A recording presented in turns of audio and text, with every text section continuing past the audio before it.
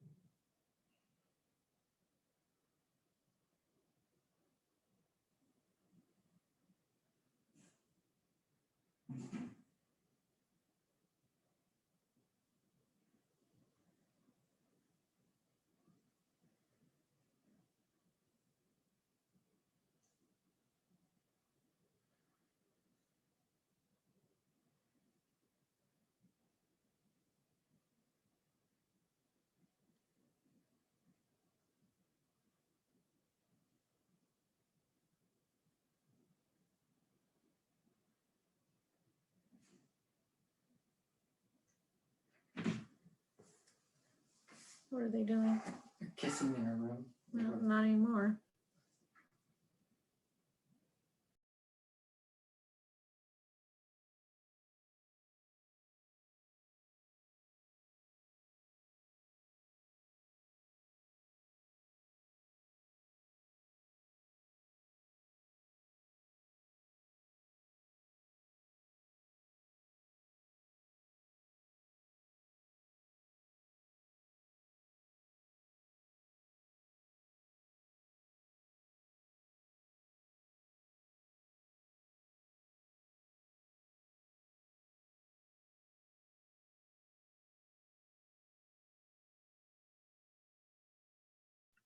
Okay, I hope everyone's had a moment to explore them, and I'm going to go ahead and model for us. It's my pleasure to be here again. I'm Dr. Olympia Kirikides, and I work with the San Diego County Office of Education in the Multilingual Education and Global Achievement Department. I know it's a long name, but we did that to have an assets-oriented approach. And the mindset that I chose is seeking liberatory collaboration, because I'm really excited to be part of this alliance and part of this statewide network in lifting outcomes for our students that have the greatest need and our English learners. And so this is how I'm feeling today, and I'm very excited that you're all here with us and that we can really dig into this together. Thank you. Now I'm going to tag someone. I'm going to tag my friend Mel Robertson from Valley Center and have her go next. And I'm going to stop sharing so that we can see each other. Mel, do you mind introducing yourself and which mindset is resonating with you? No problem. Thank you, Olympia. And thank you for having Valley Center be part of this collaborative. We're pretty excited about the work.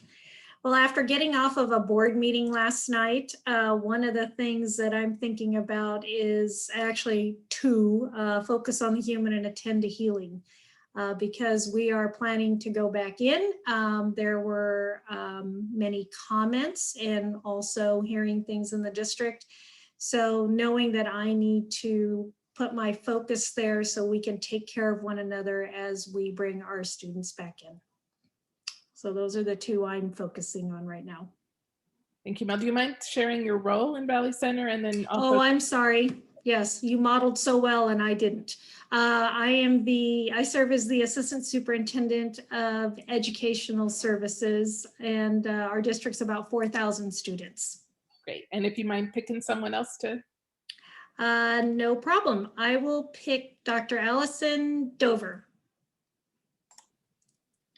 Hi, I'm Allison Dover. I'm an associate professor at Cal State Fullerton, and I'm here through some of the work I do with newcomer students in Anaheim, USD. And like Olympia, Liberatory collaboration was the one that came to me.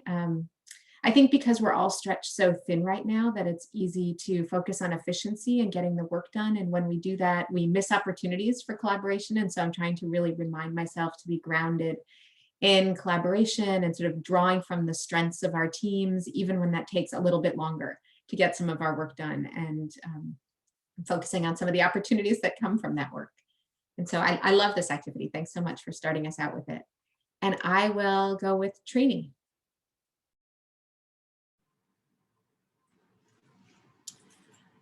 Hi, my name is Trini Bravo. I work out of Delray Elementary, part of St. Greg Unified School District. I am a curriculum support provider, so I'm a little bit of everything, semi-administrative, also teacher coach. This is our third year dual language. So for me, I also picked the same mindset, the same reason. I still feel really fresh into this, so I'm just wanting to seek out people that have been in it longer, or just strategies, suggestions, anything that will help build our dual language program. And do you mind picking someone, Trini? Sure. Let's see. How about Estella Patel?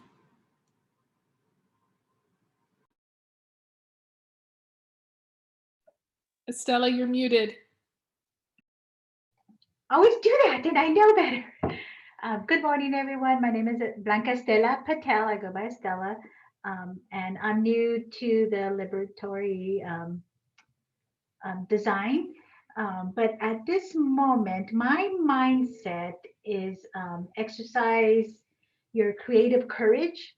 This is my second year, so I haven't completed my full second year as a assistant principal here in Redlands Unified at an elementary school. And so it looks like we may soon be opening up our campus to some capacity. So how this one resonates with me is, there's a lot of talk about what it's going to look like. So I have to develop that courage, because some of the questions that have been asked by teachers is, are we going to give the kids recess? Are we going to, what else did I hear? That was one of them. Is it, small group? Are we? So anyways, the thing is that it's not going to be the new normal. It's not going to be the same. And so it's going to look a little different than what it was before. So that's my mindset right now. It's exercising my creative courage. Thank you, Stella. And who would you like to select? I see Charles, so I'll select Charles. Good morning. My name is Charles. I'm over down here in Orange County and sunny. It's actually not sunny. It's raining now. Orange County. We are at Ball Junior High School. I'm an assistant principal here at a junior high school. And the mindset right now, as I'm trying to help cover a class of a teacher that lost power, really is building relational trust. And I think that's just because currently what I'm thinking about is just working with teachers, and we have a professional development coming up that I'm going to have to rely on a lot of teachers, and the fact that I trust them is going to make the process a lot more smoother, and making sure that I have that and I build that trust and I keep that trust going, kind of helps this whole, our whole school and it runs smooth, and for us to do what's best for our students. So that's where I'm at right now.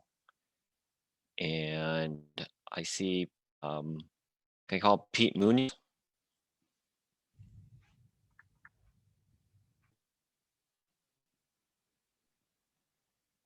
Pete, do you mind introducing yourself? Yeah, sorry about that. I was trying to get unmuted. Hi, I'm Pete Munoz. I'm principal at Dowry Elementary School in the San Unified School District. I work with Trini, who just shared earlier. Again, we're in our third year of dual language.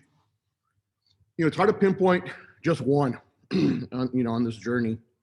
Right now, especially this year, you're really embracing human values and understanding that this is a whole different way to teach, and especially in dual language with our kids being here on a hybrid, only 2.5 hours a day. How do we maximize those instructional minutes while still supporting our teachers and letting them know that we got their back?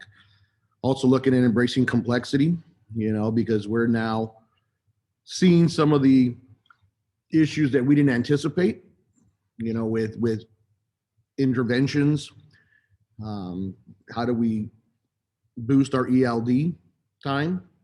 But we as a team, we understand that we got to be comfortable being uncomfortable, and then together as a team come up with solutions. And that we're not going to get better doing easy, we're going to get better doing hard. And that's basically what I would say. And the creative courage, we got to be taking risks. And that's what we challenge our teachers to do: take risks, take chances, don't be afraid to make mistakes. Thank you. Thank you, Pete. I'm going to go ahead and Alma, do you mind introducing yourself again? Sure. Good morning. My name is Alma Castro. I'm the director of the MCAP project at CABE. Again, I welcome you to this happy Friday. We're learning so much about liberatory design framework, really grounded on leadership and leadership to drive the work that we're doing. The mindset that resonates with me today is, I think Charles shared a little bit about building relational trust. And so important as leaders, as we work at our county offices, at our school sites, really important to be good listeners to our staff and to lead with compassion, to lead with heart, and build that trust that together we will be able to make progress in this amazing work. So again, building relational trust is going to be also very important as we engage further in this work and introduce our teachers, paraeducators, and families to the wonderful innovations provided through this grant and through our innovations. So welcome again, Feliz Viernes, and I will hand it over to my colleague, Isela Jacobo.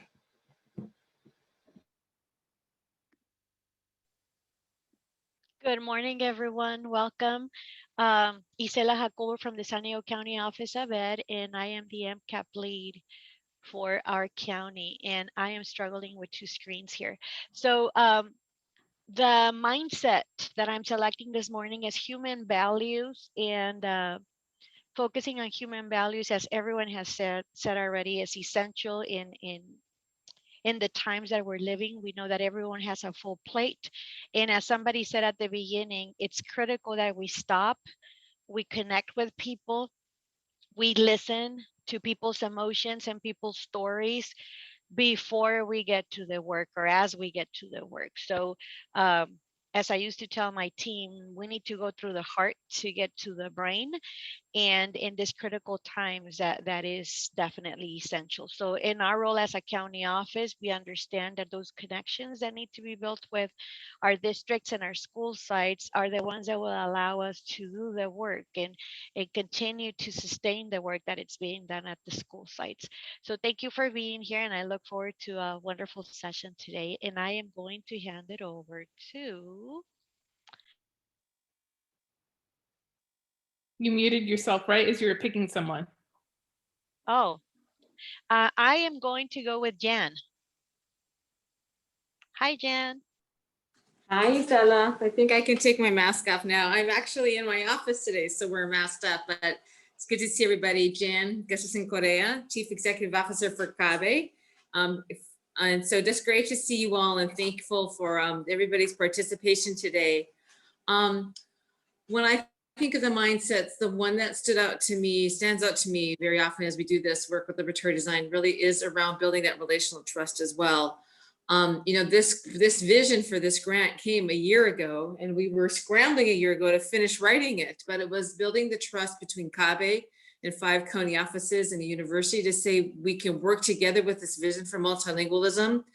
And then it's a sense of relational trust with you as our partner LEAs. Say, yes, this is something we believe in, and we want to jump into this with you and be a part of how we can build this systemic framework. But it's not just the steps, it's really that relational piece and the commitments that we all have. And so I would say for me today, relational trust amongst ourselves and confidence in the direction that we're moving. So I will share that. Thank you, Jan. Thank you. And Olympia, I don't know if you can help me pick somebody that hasn't gone yet. How about Alejandro? Good morning, Alejandro. Buenos dias, good morning. Love how my name changes all the time that I connect to different places. So Alejandro is my name, and usually that's the name that my wife calls me when she's mad. And I also go by Alex, so if that's easier for some of you. I choose human, also a human value.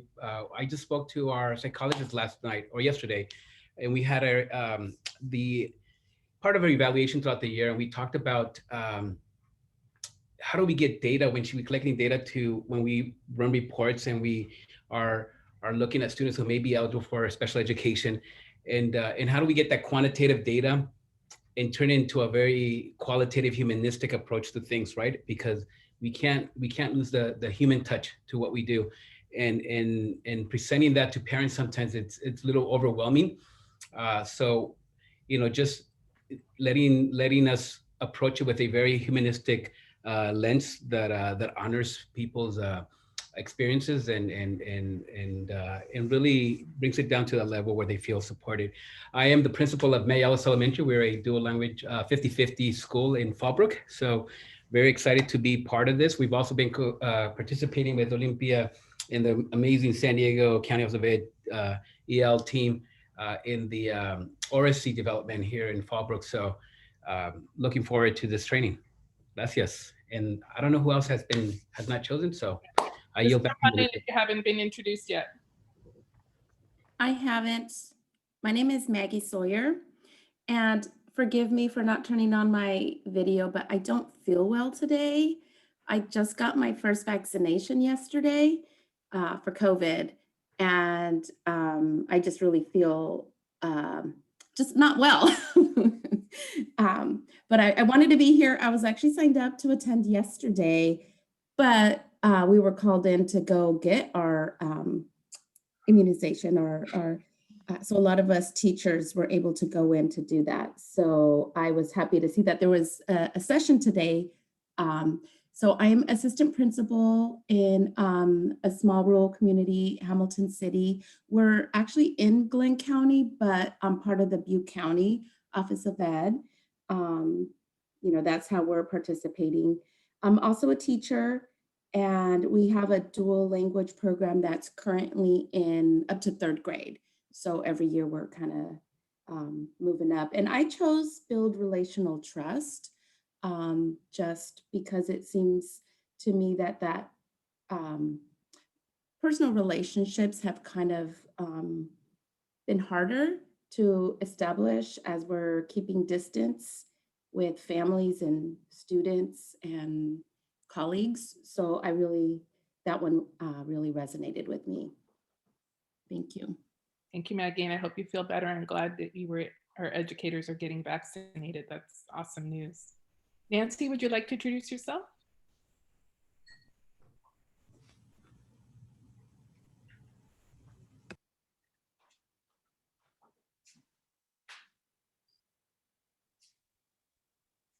Okay, maybe Nancy's having tech issues. I'm not sure.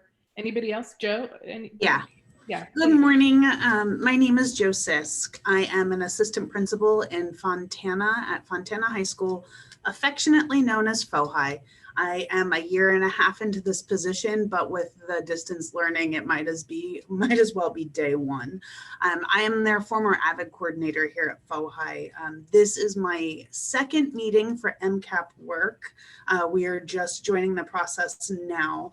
I chose Embrace Complexity because I'm in charge of LPAC testing right now in distance learning, and I just want to cry sometimes. Exactly. Thank you, Charles. Why and how, and anyway, embracing the complexity and handling business. And I am very excited to explore and learn about these mindsets because this is very new to me. So happy Friday, everyone, and thanks for having me. Welcome, Joe. Thank you. Did everyone get an opportunity? All right. I am really enthusiastic in hearing your stories this morning as you discuss the mindsets, because I think we can all relate, and we saw a lot of head nodding as people were sharing their stories. And what's really powerful about these mindsets is that they're meant to eventually be internalized, right? And to helps us generate different discussions, but the power of them is just in the way that we approach our work as we think about our work daily, and to give us a little bit of guidance and strength.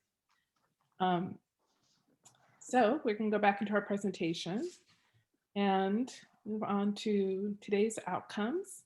So today we're hoping again to build upon the momentum of the grant, this wonderful project, to further explore the Liberatory Design Framework, which is designed to help us implement the California EL Roadmap policy. And I really don't want you to feel about this framework as one more thing.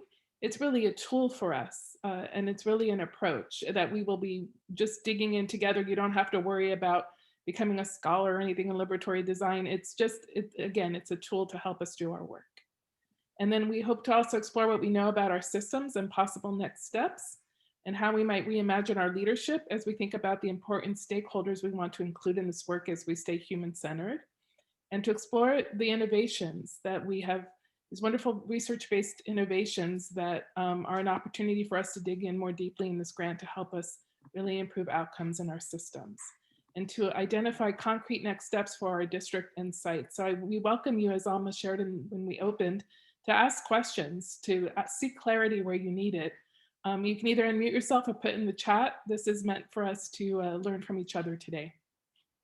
And then if there's anything else that you would like as an outcome or something you really want emphasized, please put so in the chat so we can make sure to approach it together today. And just a reminder of our MCAP goals. Number 1, to build capacity among school leaders to implement the EL Roadmap policy, and to support implementation of instructional practices, and create multilingual collaborative statewide network of experts to guide a system to help us support the development of effective cross-cultural disciplinary-based instructional practices for all English learners. And we heard a lot of you have dual language programs in this group this morning, and some of the challenges that you're facing in doing this in the current context. To identify and emphasize high-quality models for professional development regarding the EL Roadmap policy, and support the implementation, alignment, and articulation of the policy across and within systems. So I chose this quote as we begin this morning to dig into the work. Change doesn't come from a leader announcing a plan. Change begins from deep inside a system when a few people notice something they will no longer tolerate or respond to a dream of what's possible. We just find a few others who care about the same thing, and together we will figure out what our first step is, then the next, and then the next. Gradually, we become large and powerful. We don't have to start with power, only with passion. And that's a quote from the wonderful Margaret Wheatley. And I think it's a great quote for this project because we know that the passion lives within this community and that we are together, we will take those next steps to really make what we dream a reality in California together as this powerful alliance. And with the MCAP purpose, the Multilingual California Project's purpose is to build on a robust body of research documenting multilingualism as the most effective option for academic achievement of English learners across the content areas and for preparation to participate effectively in the global workforce. And there are 4 principles in the English Learner Roadmap that this grant is designed to help us implement. And they are listed there, but what we're going to do is show you a short video with the wonderful Dr. Lori Olson telling us more about the roadmap. Olympia, thank you for that great introduction on liberatory design and the principles. Would you be able to enlarge this screen? Yeah. Thank you. Sorry, I forgot I wasn't in present mode. Thank you.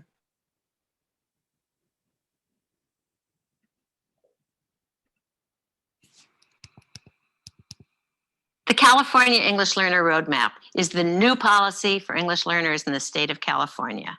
It's super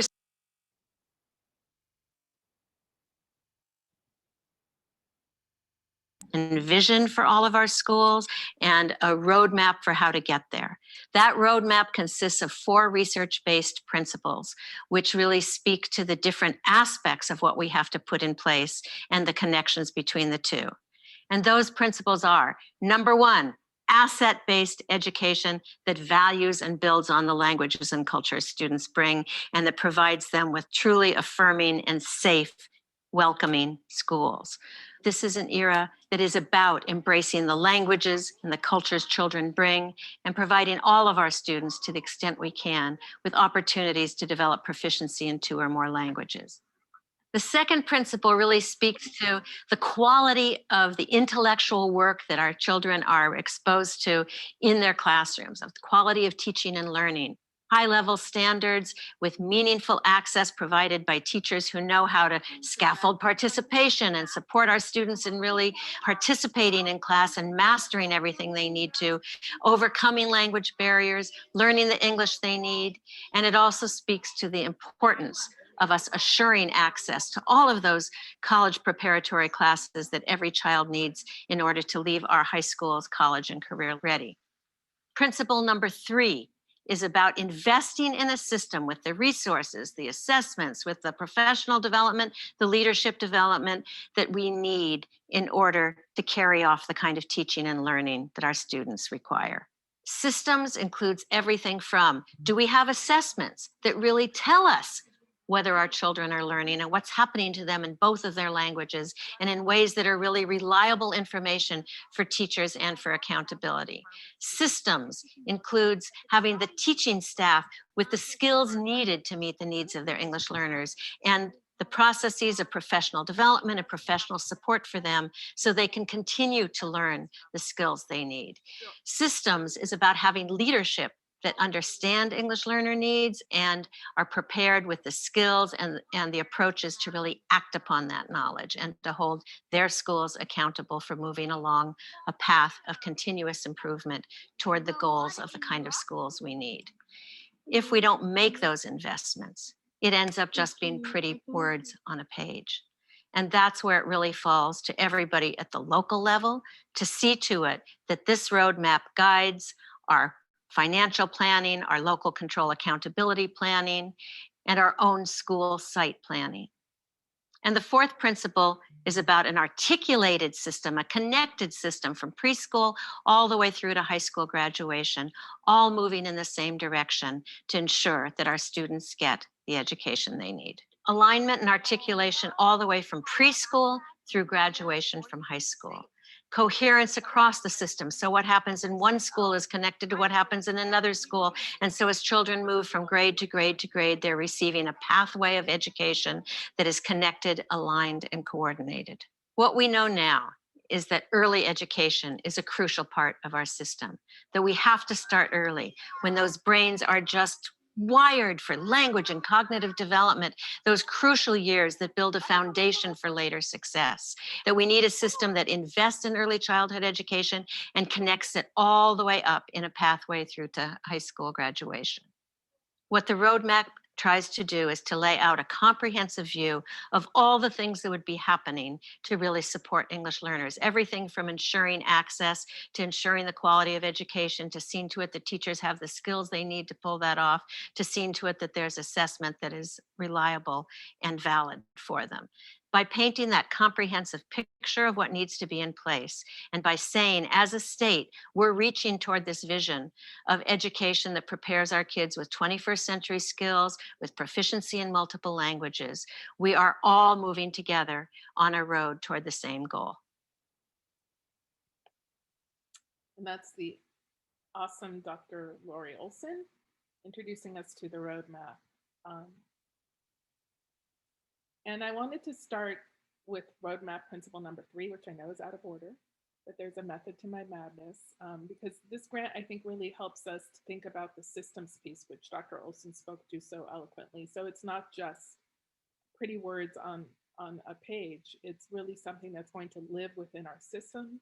It's going to live consistently in our system, and that will help really improve outcomes for our language learners.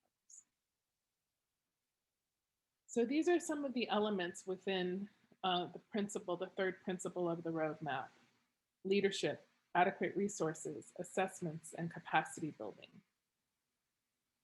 And any system produces what it was designed to produce.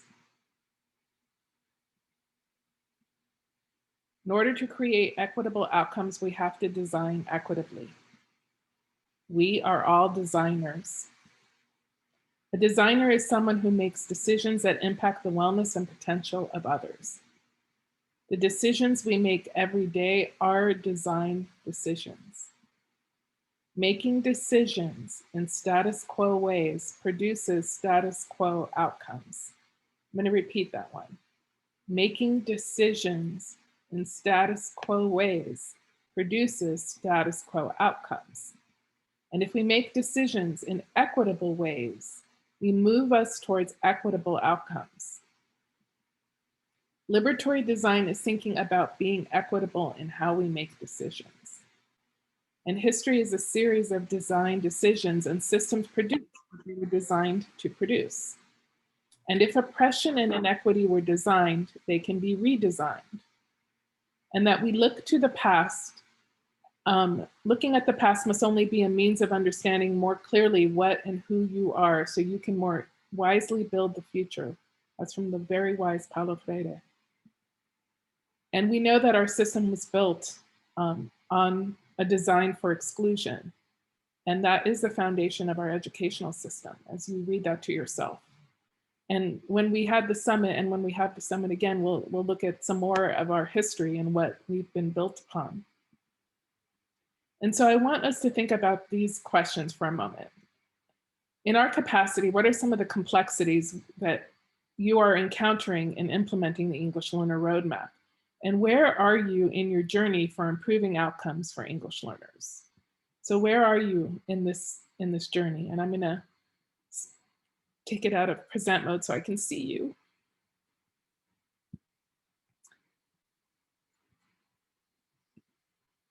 Would anyone, if you could either use a chat, and we just wanted to connect for a few minutes as we think about what I just shared, as we're thinking about our system and what it produces and what we're built upon, and that we are all designers. Where are we in our journey? Would anyone like to share it by unmuting themselves? And we also invite you to add to the chat. I'll share something. Oh, great, please.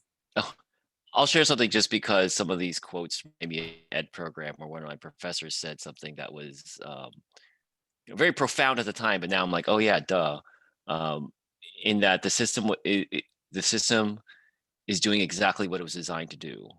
So when we're talking about inequities, when we're talking about, deficit models for our EL students, when we're talking about, resource allocation and lack of, quite frankly, for our EL students, like that's what the system was designed around anyway in the first place.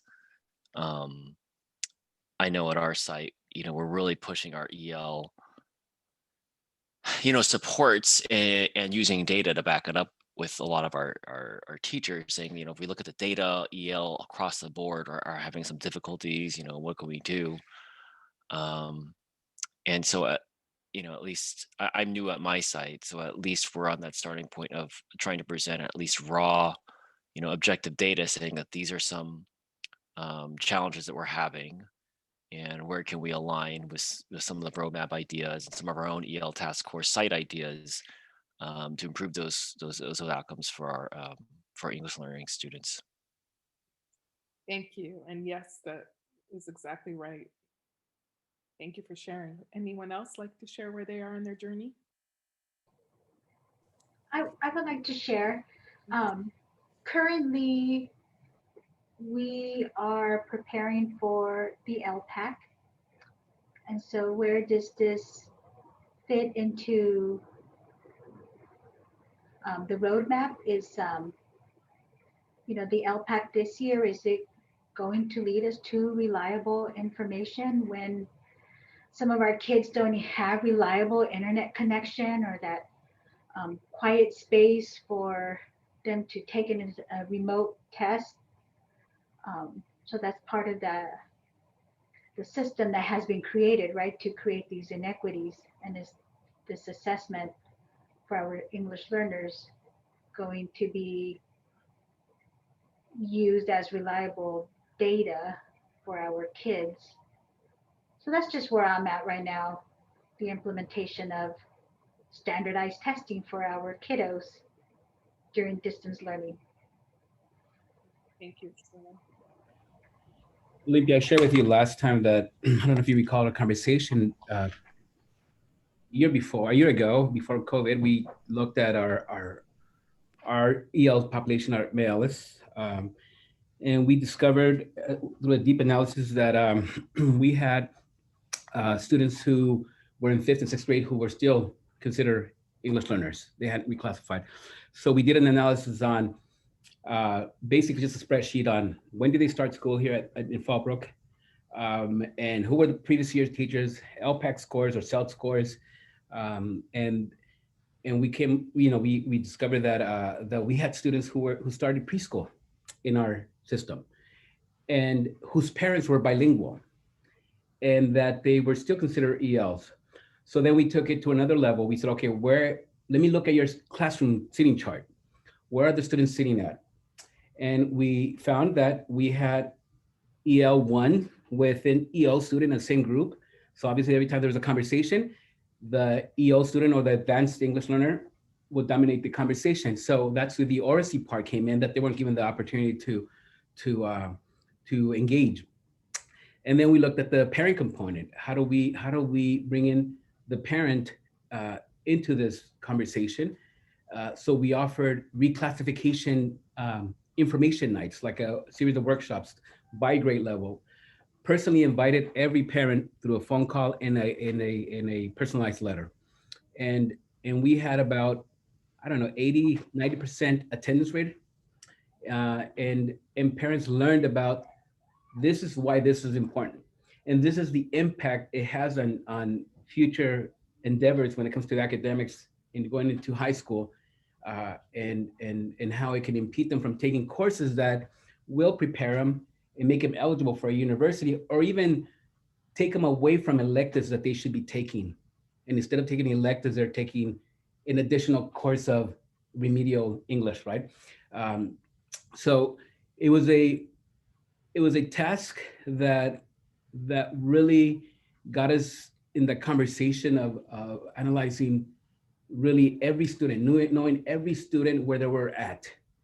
And I wanted teachers to know each student by name and know their levels and know their struggles and their strengths. And we got to that level. And last night, coincidentally, we had our reclassification ceremony.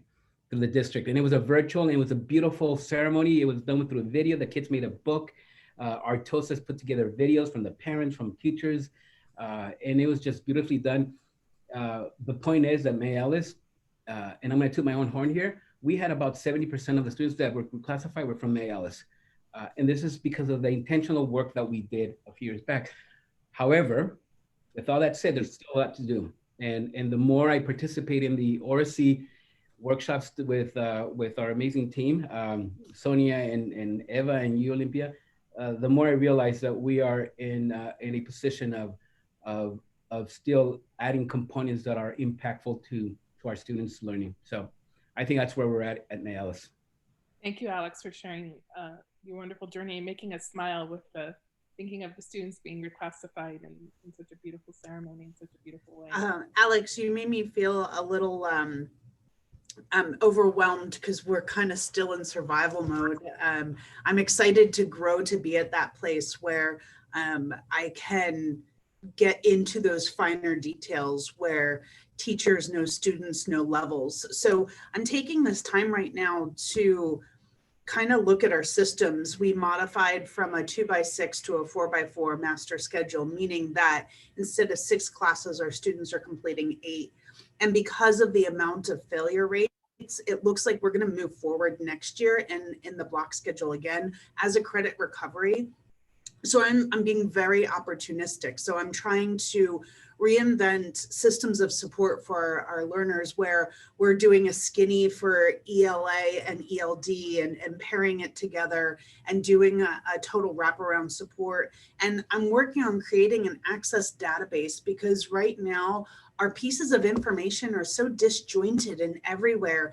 I want to make it super easy for the people who are working with our ELs so that they get one sheet and they can see this kid's test growth over the past 3 years, know where their area of strength is, know where their needs are. And then I also want to do like a progress monitoring for their growth and their success. So it's not like we walk into the LPAC and we're surprised by the result, because we shouldn't be. The other part too is that in working with my admin, my principal, we've had an uptick in some funding, and I've grown, our reclass monitoring system. We used to be one person, and to be perfectly honest with you, 25% of our campus is EL. We have 2,600 kids on our campus. So like I'm dealing with a big group of kids, and one person was monitoring that. And she wasn't bilingual. So we did some shaking of the trees and increased some budget stuff and got more people working together who match our community better. So I feel like I'm in the big picture shakeup trying to make changes right now. And I'm really excited to getting into those details that Alex was talking about. I was furiously taking notes. I'd like to share. Again, I'm Pete Munoz from Dower Elementary. Current challenges and even some challenges that we've had to face is, we're a rural community, large farm worker community, and they've been hit hard with COVID. So we've had a lot of kids out on isolation, on quarantine, and just missing a lot of school. Also, reclassification when they added the CASP became a challenge for us, and we really had to be a little more strategic on how we were going to provide services to those kids and get them to reclassify, because that is our goal. We talk about the opportunities that they can have when they leave us if they're reclassified, especially with pathways. Some of the things we've done is, our belief that ELD is core. It's just as important as math and ELA. We have our designated ELD blocks each day. And then we focus on integrated ELD. We strong focus on language. That's when I go into a classroom, those are the comments I'm leaving about language. So, expectation that kids are standing and speaking in complete sentences. They're using academic vocabulary. They're in the correct academic register. If it's math, they sound like mathematicians. It's not the answer is, it's the product is. And then, the focus on academic discourse. It's not just about sharing your answer. It's about how do they build on their partner's answer. And in terms of data, and another thing we do, and we're very proud of, is we have what we call an individualized language plan, an ILP. So we choose about 2 students per teacher that we're really going to focus even more on and do one-on-one meetings with them.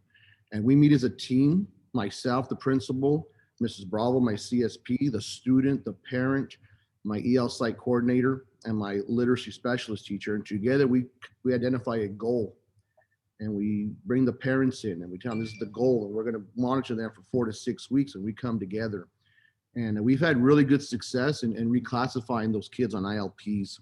And we have a huge RFEP ceremony at the end, with food and medals. And the last thing I just wanted to say was we use Illuminate for our data. And it's been a really cool to use that system, because before we even have the meeting, the teachers upload student work that shows how they're doing with that goal. And then there's comments from the teacher and the team.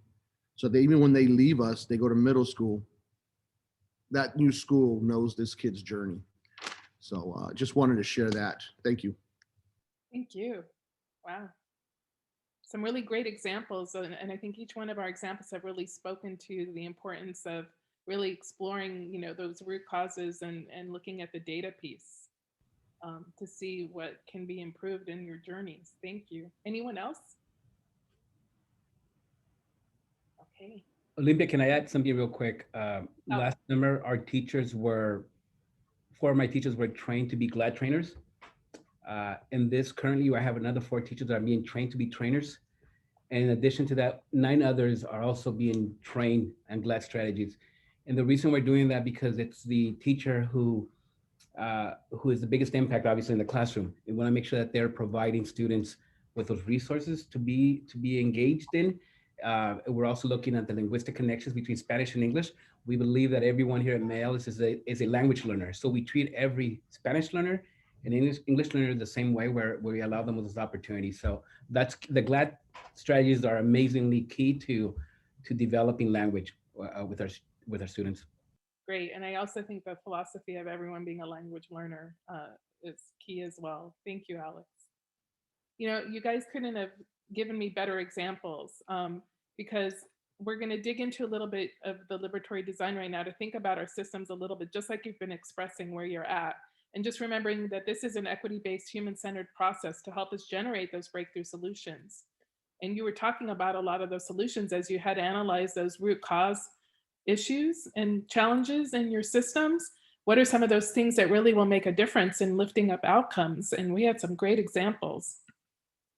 So again, thinking about the roadmap and how it connects to this process and how this process can help us implement the roadmap. And that in this grant where we are right now, we just kind of outlined a little bit of how we're going to move through. And some of those, Alex and Mel, you're more familiar with this because we've done this kind of improvement work with us before, system type of work. But right now in this grant, we're trying to see our system. So just what you were explaining right now about the outcomes for your students is really important to see the system and to develop empathy for our stakeholders within the system, to remain human-centered, knowing that the humans in our system are our greatest resource. So as we explore our system and develop empathy, we can also explore these innovations, these opportunities that are offered through the grant, and see how they might help fit some of our challenges that we're facing and help us move forward in our journey of implementing the English Learner Roadmap. And so this is going to be this next part of the grant right now that we're digging into today to help move us forward and getting going. And then as we explore and try things on, then there'll be another stage in the grant where we really kind of define our theory of action based on what we've learned to help us to continue to progress and try things out in practice and continue to test them out and see how they're working, looking at that data and seeing what is really working for us in our context so that we can spread and scale it across the entire system and really have that true systemic consistent change and implementation of the roadmap. So that's what we're hoping to achieve. And we're at the stage now of seeing the system. The see the system phase of the process starts with situational awareness by people in an organization or system. It involves recognizing the current state, right, from different angles and perspectives, looking for those patterns, much of what you were just sharing, and that there is a way of thinking about the data right? I love this 6-circle model again from one of my favorite, Margaret Wheatley, thinking about how we can look at data in this kind of approach of the 6-circle model, where we look at data that lives above the green line and below the green line. And the data that is above the green line tends to be that rational technical data when we're looking at the academic data, right, of students, the LPAC scores, the CAS, processes that we might have in place, patterns that we see in the data, structures, that the systemic pieces that we have in place that are creating those outcomes that we are producing. But then it's really also very important to look at the data that lives below the green line, which is that, you know, where we can really develop our empathy and understand from the perspective of different humans in the system. And this is where our identity comes into play, both at different levels of our identity. At the individual level, at the site level, at the district level, as a whole organization, community identity plays a big role. And the empathy and information that we can gather from the relational and experiential data, and really how important those relationships are. And so understanding from different stakeholders' perspectives, how are things happening? How are they, we might be designing something above the green line, a structure, a process, but how are the people experiencing it? How is it actually manifesting itself? I mean, we could be, you know, we're in this challenge of real complex times where we might be designing, you know, think about complex, I call it DL squared sometimes, dual language in distance learning. And that's a challenge, right? And so we might be designing something, but how is it actually being received or experienced by our students and our families? Is that our intent? Or are we even coordinating our design to see what is the overall experience of our students in what we're doing? So just an example of the importance of understanding the data and continuing to seek that input and feedback from our end users, our students and our families, and also from our teachers and what they need as we move forward in doing this work. So I have a couple of questions for us. And question number one, what do we know about the academic outcomes in our system regarding our English learners? And then what learning conditions have we created that either inhibit or promote student success? And what we've done is we've created a Jamboard. And it's right here. I'm going to model for you. This is a way of getting our different perspectives and voices to be seen together and to get input from everyone. So Google Jamboard allows us to put, there's all these different tools here on the left.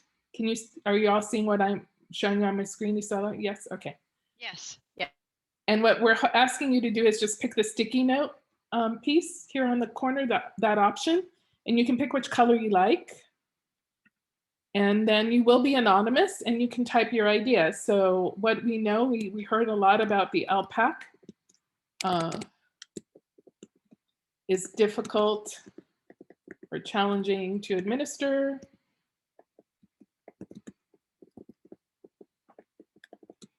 In a remote setting. I'm not a very good typer. And then we can get everybody's, I invite you to person or synchronous learning opportunities is important in advancing language proficiency. So using that time to focus on oracy and or writing.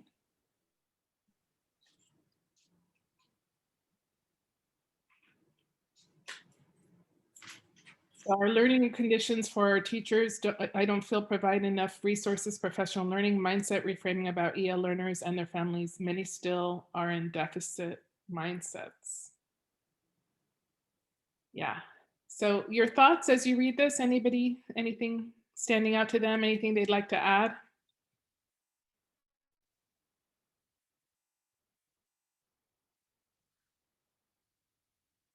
Definitely a challenge coming up with the data piece, right? And I think many of you spoke to that a moment when we were sharing earlier in our journeys, that the data piece is difficult right now, and that, you know, was it Joe that shared not waiting for the LPAC score to tell us how students are performing, but to be able to see and know and how they're doing along the way. That's really important. Okay, so anybody else, any thoughts?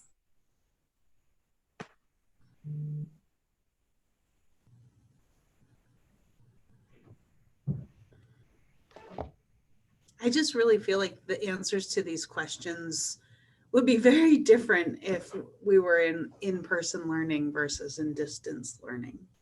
And so I feel, and the DL, you know, the DL squared is kind of, I mean, we're not a dual language site, but I feel that like EL service has taken on a completely new identity in this distance because of family tech levels. And, you know, I just finished our free and reduced lunch rates a few months ago for the parent participation, and we're 97% free and reduced lunch rates. And my parents' cell phone numbers change constantly because they have to, you know, I mean, there's a moratorium on eviction right now, but not on their other bills. So, you know, different phone numbers and not being able to contact community and family, it's just, everything is exasperated in distance learning. So just to circle back, I think that conditions and outcomes during distance learning, I feel like at least at this place, we're kind of in survival mode right now. Whereas when we were in person, we were a little better than survival mode. Yeah, no, for sure, Joe. I think that it's really important to seek to understand where we all are and that we might be in different places in our journeys and having different experiences, but it is really important. And that's what's great about, I think, our approach with this project is that you're going to be where you're at, and we're here to help and support and see how we can make sense. And if it's survival mode, then that's where we'll meet and see, you know, what ideas and just learning from each other. I saw some people networking and collaborating in the chat. We welcome that. We want you to understand that you're not in this journey alone, that this project, this alliance is here to support you. And we chose that word alliance purposefully so that we can really think about how we, those that are involved in designing the grant and implementing the grant, can support, but also how can you all support each other. And I think that what we're asking you to, and if you are in that place right now and you might be in a different place next year, is like, what will help me now? What will help me in this year, in this moment, to move forward? Or you can think about it in many different ways, but what we're sharing here today is to start to think about your system and what will help you move forward wherever you're at. And so moving from the above the green line data to really developing more empathy and thinking about how we can address the empathy phase of this process, just focus on understanding the experiences, emotions, and motivations of others. Designers use specific empathy methods to learn more about the needs of the users for whom they are designing. So Joe, you just gave us some really good empathy data, right?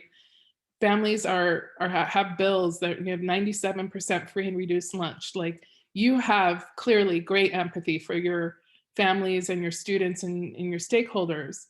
So how can we continue to hold as much high expectations as we can for our learners and hope for those outcomes, but still meet people where they're at and try to meet their most urgent needs first, right? So we think of Maslow's hierarchy and thinking about how that, making sure that we can do whatever we can to help. Yes, I see a thumbs up. So just continuing. And I think that, Joe, your example is a great example of keeping the pulse on how your students and families are experiencing the moment, and your educators.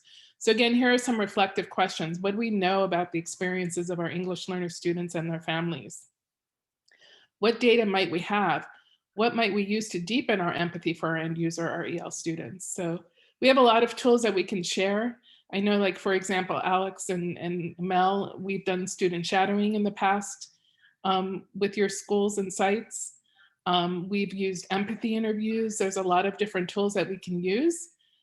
We've done student panels at the county office just to hear what the students and families are experiencing now, surveys, lots of different tools. But what I welcome you to do right now is jump in for just a few moments to continue modeling this design thinking approach of having a blind protocol and getting people to share their ideas, just for a little bit, just a few ideas. If you don't mind sharing, and at least everybody putting one post-it note. What do you know now about the experiences of your English learner students and their families? Just go ahead and take a few minutes to add some post-it notes here so we can look for some themes that we've already shared quite a few of them verbally.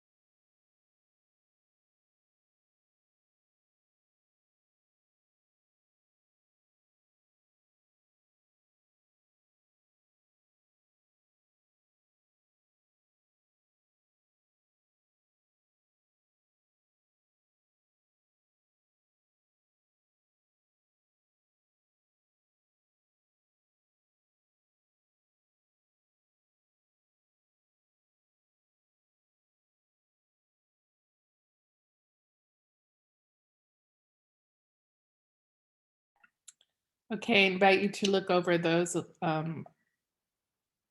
ways and understanding what we are exploring and how our students and families are experiencing the current state.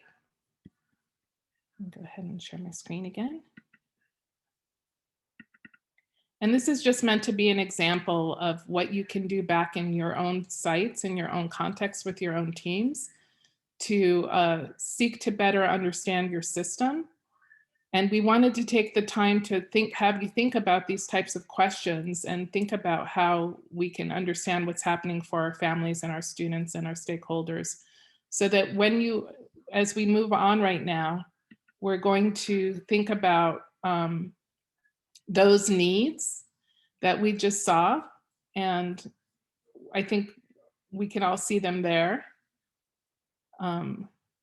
focusing on funds of knowledge, disengaged. This experience is overwhelming, so we don't mean to overwhelm you. So please, we'll slow down or whatever we need to do and frame things so that we're here to support. Housing rates, sibling data, mental health services are needed, literacy access barriers, as well as financial barriers. So there's a lot of challenges out there. So thinking about those challenges and then moving to who we would invite to participate as our part of our team in this opportunity in this grant, and thinking about how we might reimagine leadership, right? So we believe in this process that people can solve their own problems, and both the problem and the solutions reside within the communities and systems. So again, staying human-centered and moving from a hierarchical traditional approach of leadership of a top-down with this triangle that's here, and moving towards an equity-centered approach, an emergent approach for leadership and how we solve that problem, so that we're flattening our system and bringing those who have the most perspective to the table and thinking about who's around the table. So I'm happy that this is a circle, because that's reminds me of a table, so that we see with equity and we see the equity and complexity that exists within our system. And yes, things can be overwhelming because they are complex, but when we flatten ourselves, we can better see that. And that hosting and listening in our system is really important. So finding ways to listen, to seek to understand, and finding new ways to learn and work together. So seeing and understanding the territory that we're navigating, engaging others to make meaning of the situation, and then deciding how we're going to act. So just again, this inside out approach to leadership. So thinking about those that are closest to the problem, how do we seek their perspectives and voices as we think about moving forward? So we really want you to think for a little bit. And this is more for you just to think right now. We don't need to list this on the Jamboard, but who might be the right stakeholders to engage in this important work? Specifically, which individuals will help provide the leadership and build capacity? And what barriers might we encounter? So just thinking, you can either write your ideas on the Jamboard, or if I'm going to open it up to see, this is a part of the learning this morning where we want to think about who would we invite to be part of this grant, and to answer your questions that you might have around. We have I'm going to ask Alma to share with us a little bit about the summit next week, and as people reflect on this questions. Olympia, I believe that Alma is still, she's coming back in a few minutes. Oh, okay. So there is a teacher summit next week on the 17th. And we know that many of you that are leaders in this grant and been assigned to do this might not have had an opportunity yet to find the teachers that will be participating in the summit. I'm going to stop sharing for a second so I can see you guys. And so Kathy Escamilla will be doing a keynote, like a little short keynote presentation at the summit for the educators. But we know that that's going to be recorded. So if people don't have,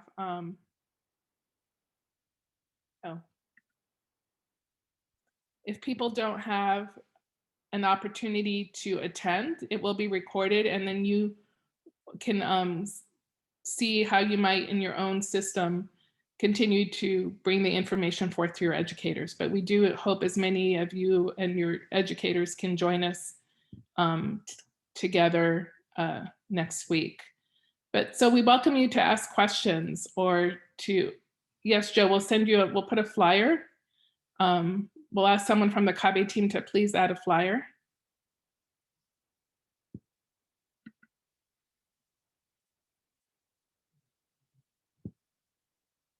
And then if, Isela, can you drop the Jamboard link into the chat? Someone asked for that, please.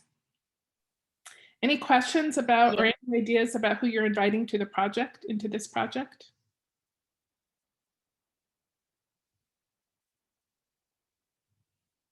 So Olympia, you are envisioning like a leadership team type of folks that can come and participate? Yeah, thinking about, so each county office is sharing with their districts, helping, there will be an MOU with a certain amount of resources for stipends, and thinking about who might participate and receive stipends to engage in the work and in the innovations, but also others too who you would want to be part of a leadership team to help you understand this grant and think about it. There's also opportunities for parents who wouldn't get stipends, but there might be parent liaisons or leaders as you think about your system. The idea this morning was to really think about our needs in our system, and exploring a little bit about what we know and having you think about that process so you can go back and think with your own teams, what will fit us best? Because you don't necessarily, when we're going to go into the innovations in a little bit, but you don't necessarily have to see just one approach. Like Alex, you were sharing that you're focusing on Oracy, but you're also focusing on GLAD, right? So thinking about what's going to fit best for you in the innovations, but maybe you want to pick more GLAD, right? Or you might want to work with one of the other innovations around instruction, but you might also want to bring in the parent one to help with your parent community. So starting to think about, so this isn't meant for you to do this right now, but these are just to take this presentation and go back and think as you see your system and explore those innovations, just some guiding questions to help you make the best decisions, and to know that you don't have to have a one size necessarily fits all approach in your district or in your site, but to see in your context what will fit best and who would you want to include in this journey with you. And is there a recommended amount of members to be part of this team, or 3 to 5, 2, 3?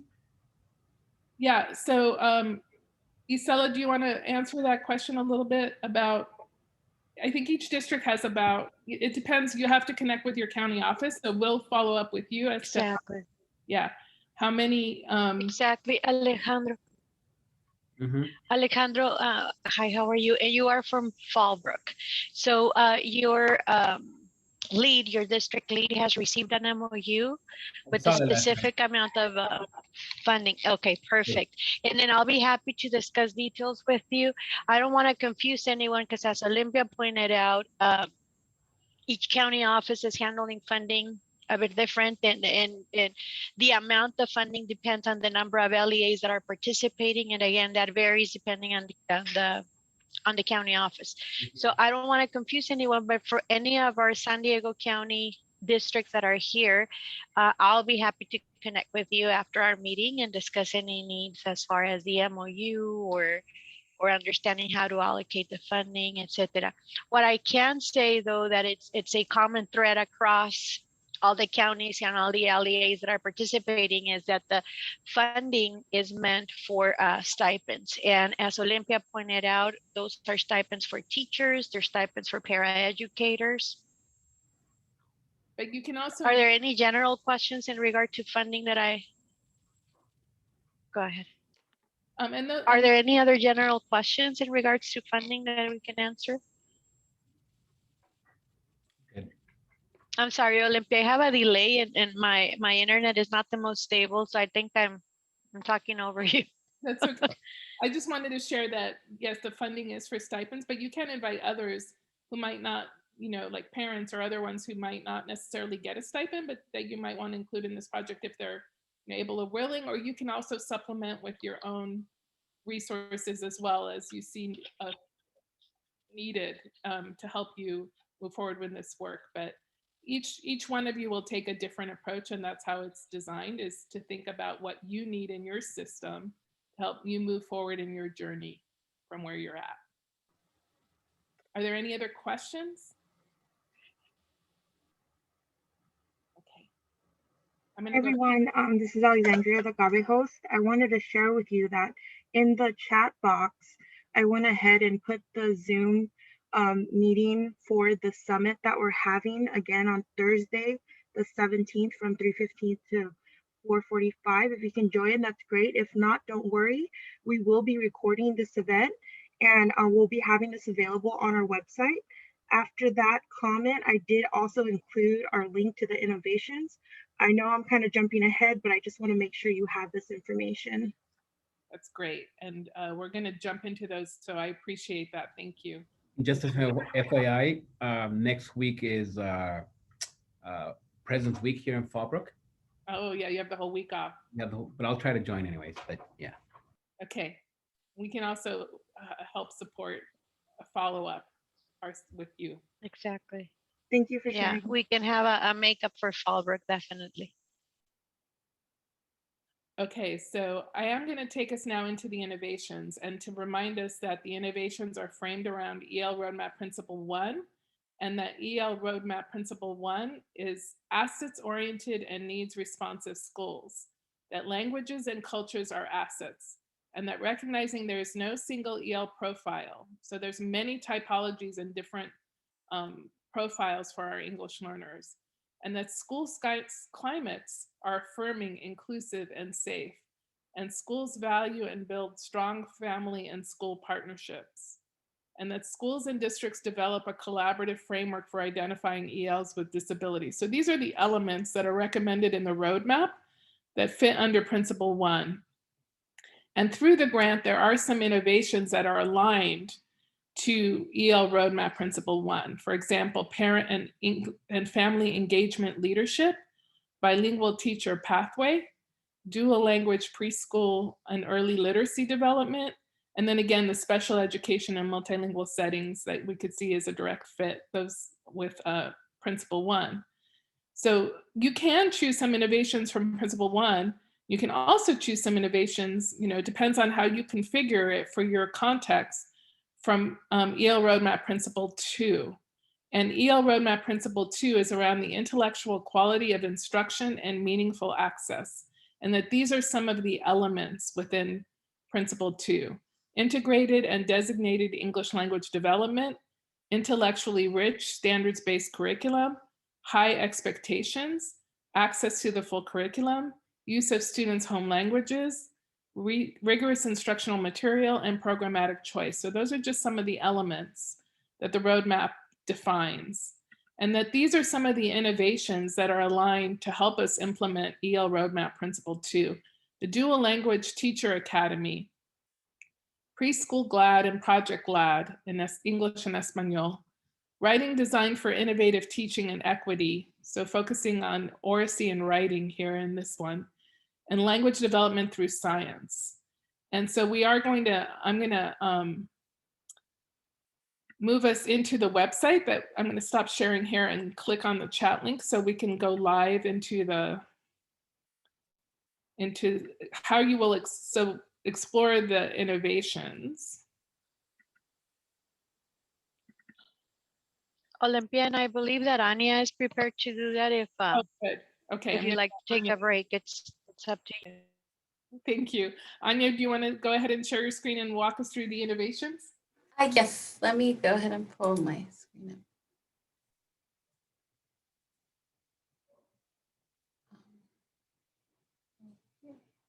Sorry.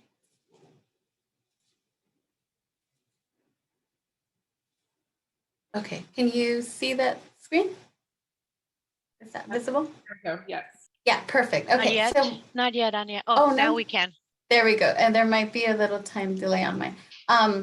So if we go onto our MCAP website, which we can add the link into the chat soon, there's going to be a green tile here on the right-hand side. And once we click on that, it loads soon.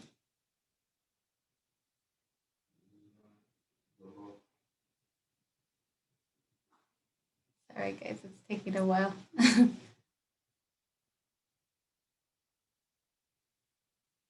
So once we're here, we have all these different tiles that show the innovations. And so, for example, if you notice, they're separated by EL Roadmap Principle 1, EL Roadmap Principle 2, really depending on what our goal is for our site. And for example, if we click on the Dual Language Teacher Academy, we can open it up and it will show a little program description, the image of facilitators. There'll be a promotional video, which our teachers, anybody can watch, that really kind of promotes what the program is, the innovation is. It provides dates and sessions and intended audience, grade level span, presentation language, and any other information that's that we may have, website, flyers, slides. The registration links, registration link here is not active yet. It will be on the 17th when teachers can start joining, but we right now it's not currently active. But it's really a site similar to that where you can just go and really explore. We really want to have that, give teachers the ability to explore their sites and really focus on the needs that they really would like. So this is another example for our dual language learners preschool. And so we have images of facilitators, promotional video, same dates and sessions, intended audience here. Let me know if there's a specific one you'd like me to go into.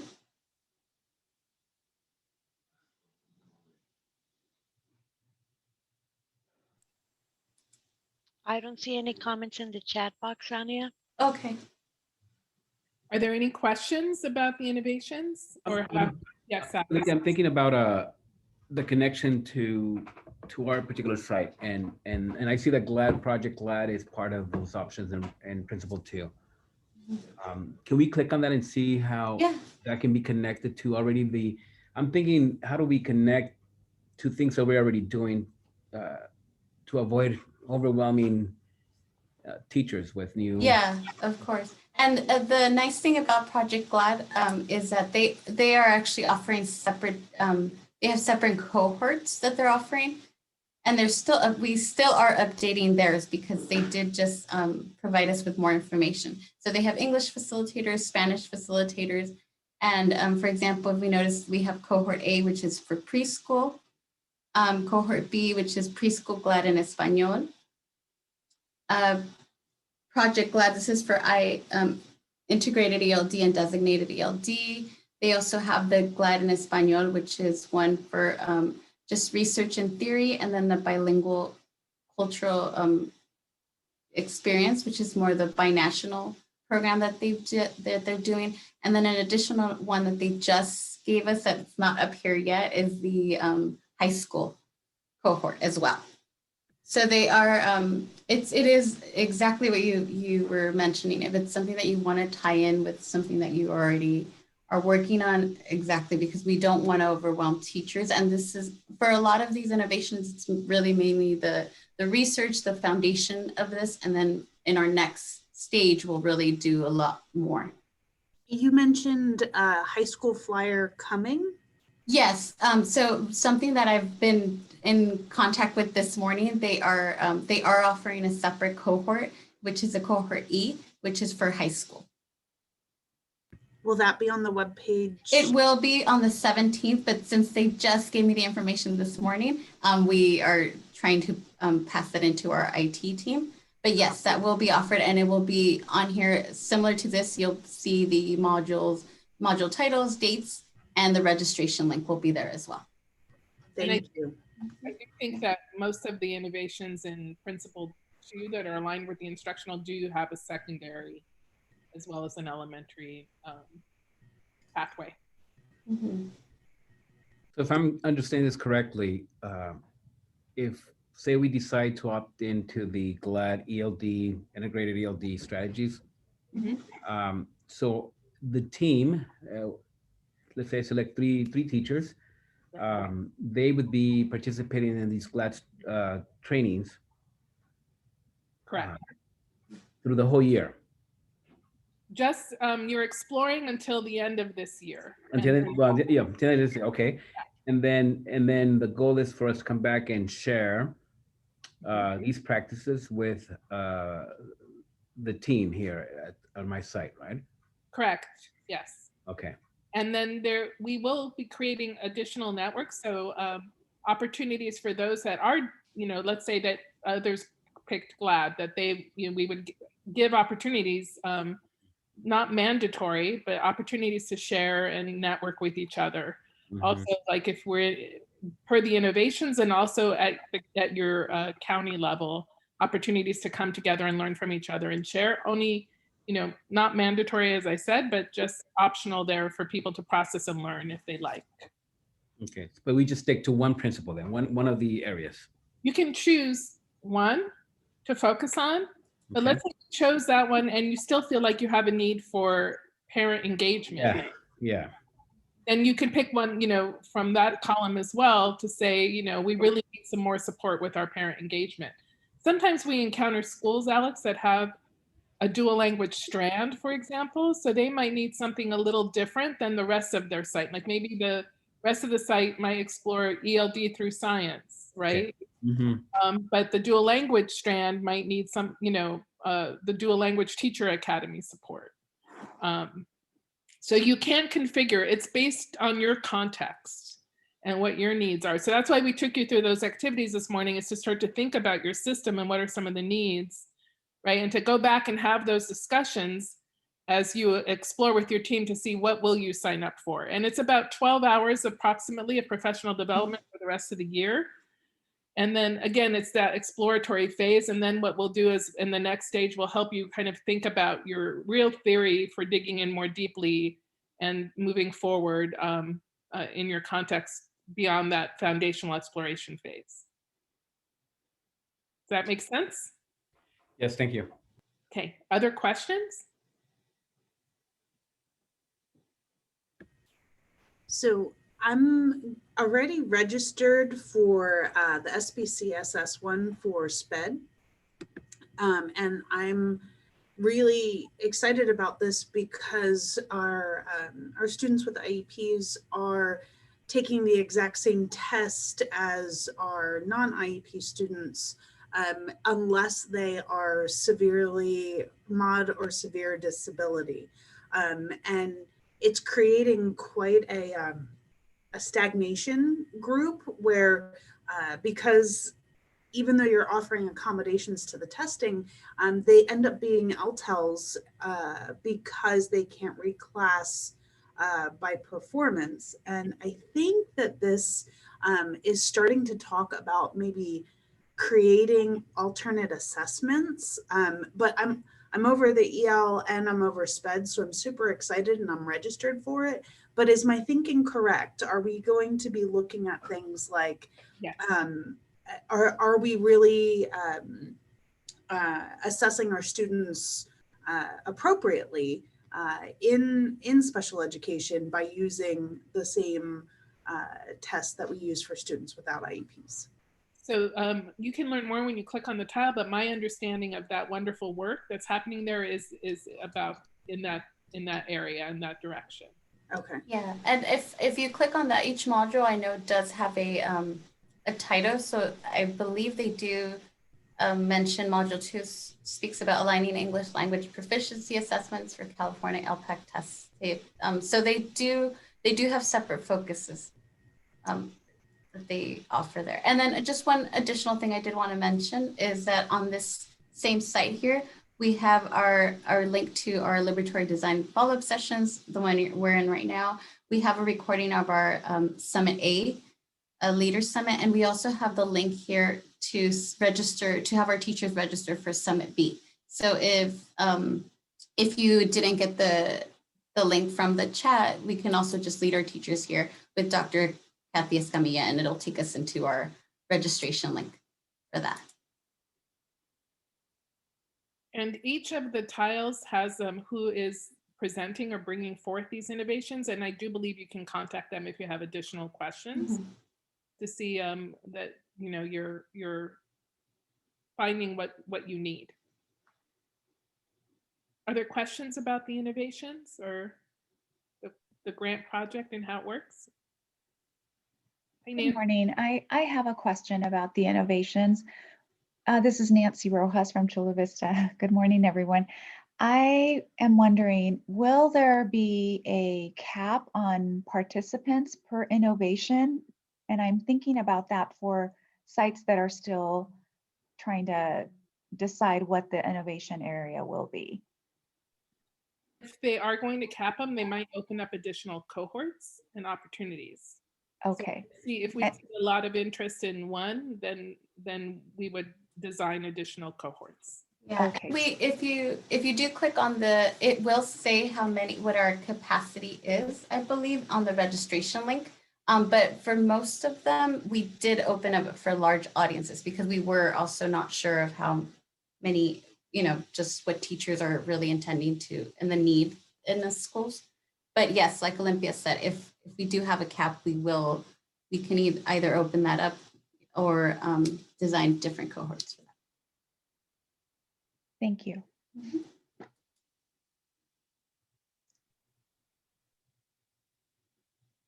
Other questions?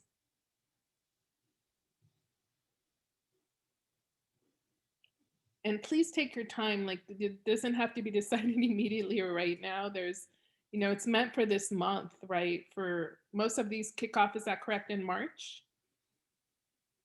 Yes, there are some, actually, I believe the language development through science does begin late February.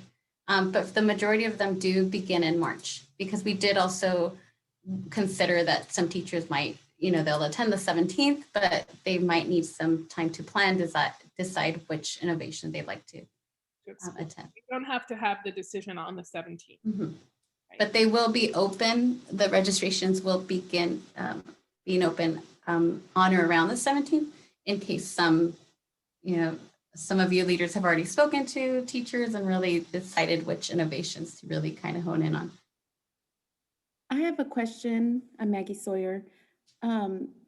We have a district meeting on the 17th.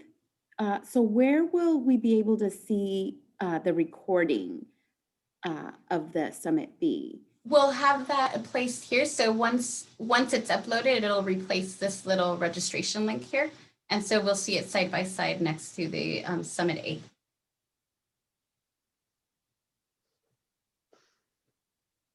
Thank you. Mm-hmm. I also have a question. It's Nancy again. Once a site or a team signs up for an innovation, is the support strictly for professional learning, or does it also include some sort of office hours or where coaching is allowed or provided, or is it strictly just the professional learning hours sessions? So again, I think each innovation might approach it separately, but what we had discussed in our MCAP Alliance meetings is that there would be those opportunities for follow-up and support as needed by the presenters, but without wanting to overwhelm too. So, because we're trying to find and strike the balance as we design how to provide the professional learning and the support, but not, overwhelm people as they are in their current state. And we heard so many of the challenges everyone's facing. So I do believe those opportunities would be there to reach out to we can bring that back to make sure the presenters share that in those innovations, how you can reach out, educators can reach out for those additional opportunities for support. Thank you. Yes.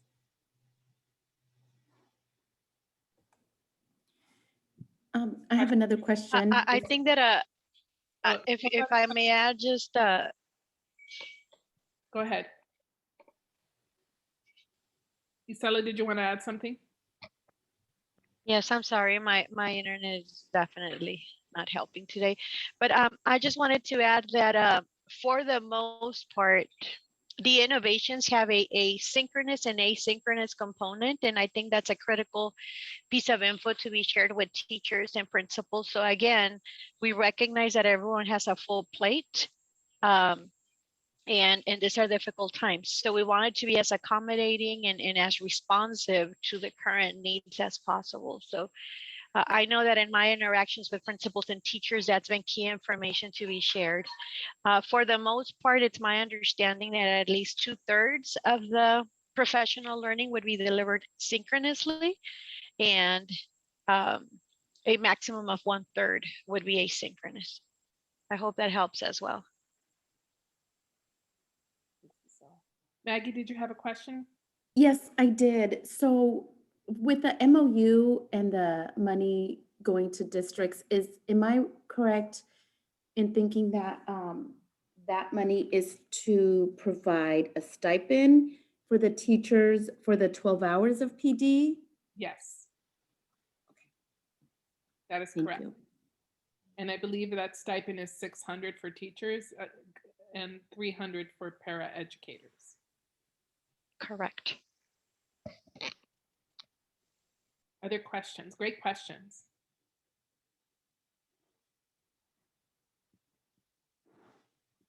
Okay. I'm going to give a little more wait time just to make sure anyone who might need.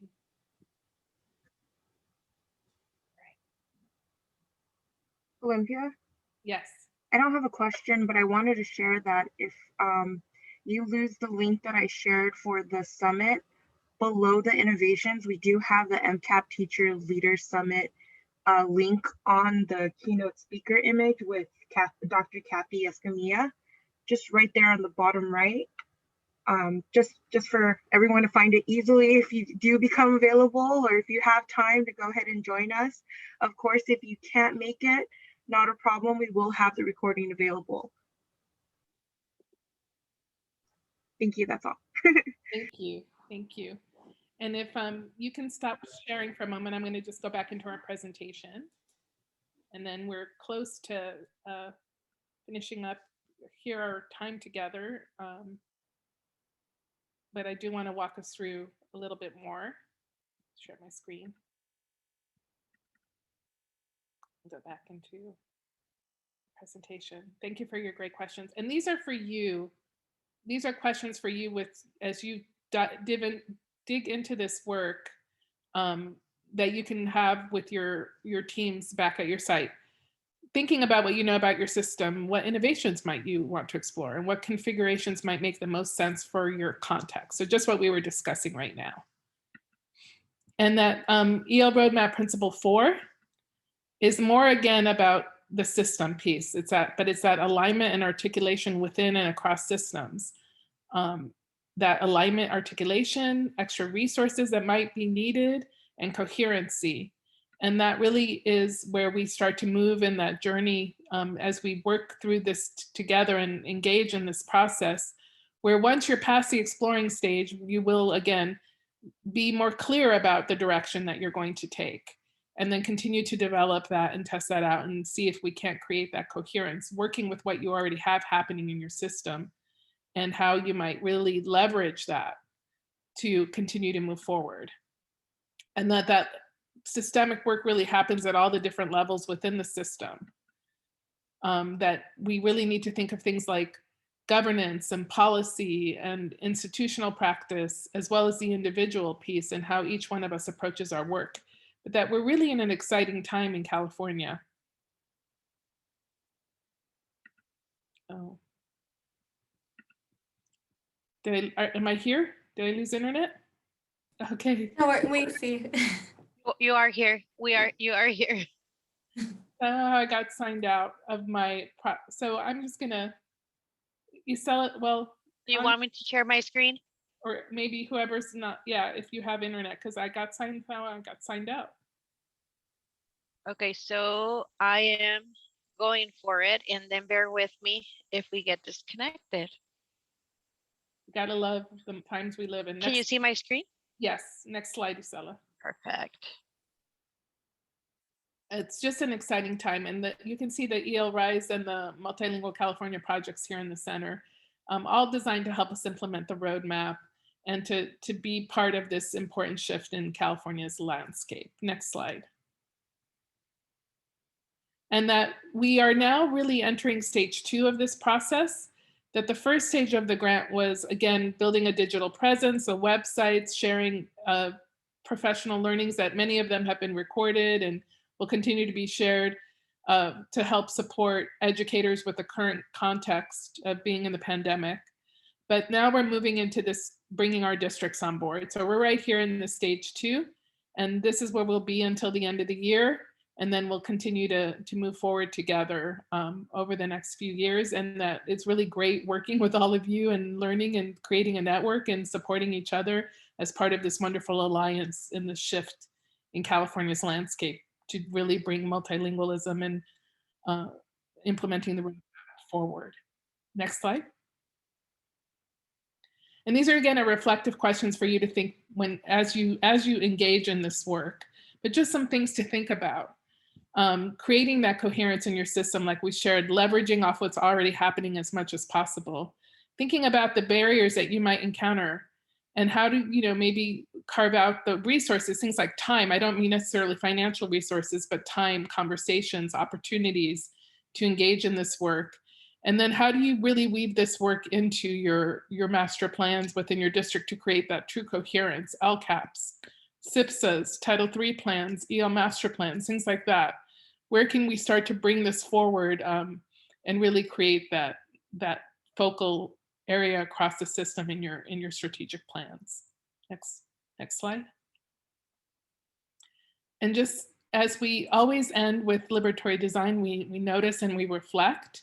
We noticed in the morning when we started with our mindsets, we were checking in to see where we were at and how we were feeling as we were engaging in this work. And now as we reflect upon this journey together and where we're going, just some things to think about. Next slide. What are your next steps? I encourage you to go back into your teams to use some of these ideas to help have those conversations and thinking about how you will move forward and create your own Google Doc and your own Jamboard where you can really think about your plan, your journey, your direction, your next steps, and know that we are all here as part of this alliance to support each other and to support you in this journey together and to improve outcomes for your language learners in your systems. Any questions? I'm gonna pause.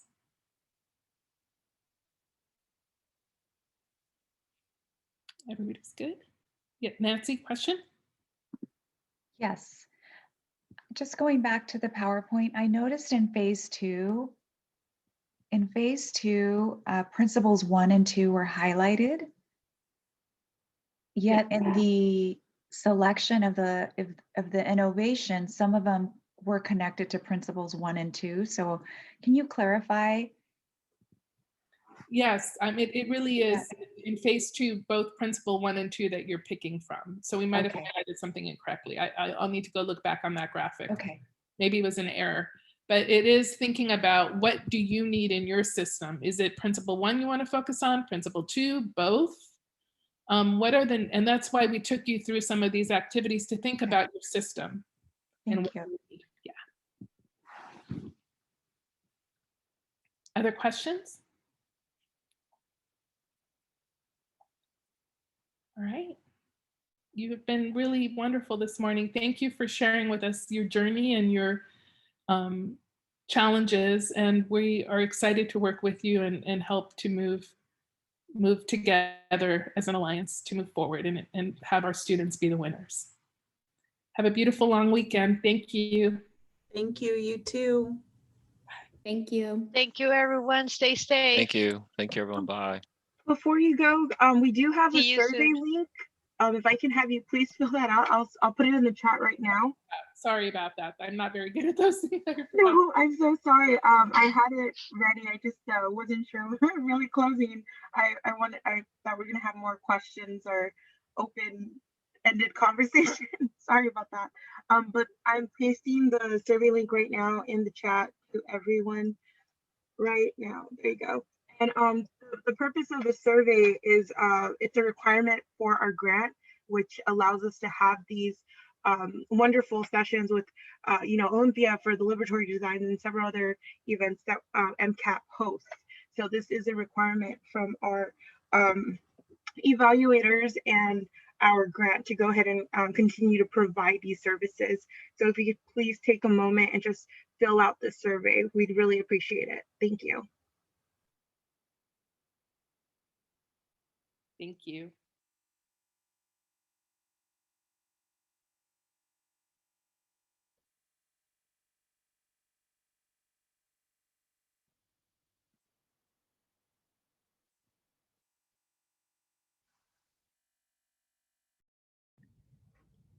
One of the questions says that provide reflection about the participation in the liberatory design training held January 11th. Should we just assume this is the Yes, it's for the 12th. I'm so sorry. This link is for this one. It does say LG5 for the 5th session. My apologies for the confusion. Okay. I will go ahead and stop recording now. Just wanted to let everyone know. Thank you.